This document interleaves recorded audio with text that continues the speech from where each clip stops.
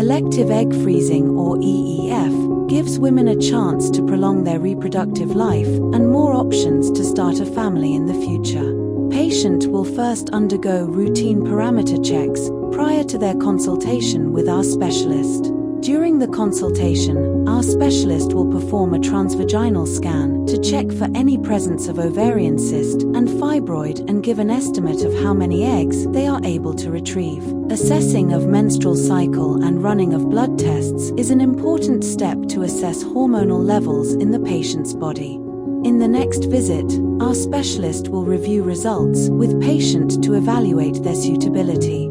Our specialist will then guide the patient through the signing of consent form. Patient will undergo a session with our embryologist to ensure that they are fully prepared for the procedure. To increase the chances of a successful pregnancy in the future, ovarian stimulation is required, usually through self-administered hormonal injections.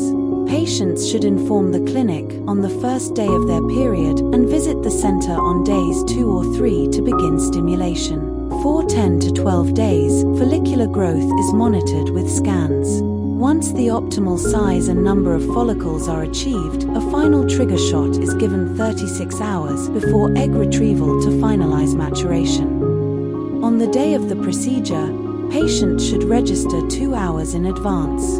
The procedure is typically performed under sedation to ensure comfort. A transvaginal ultrasound is used to visualize the ovaries, while our specialist inserts a thin needle and guides it through the vaginal wall to access the follicles and collect the eggs.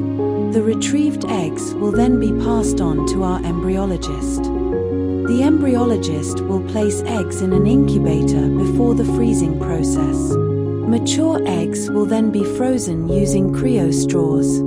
Frozen eggs will then be stored in liquid nitrogen tanks.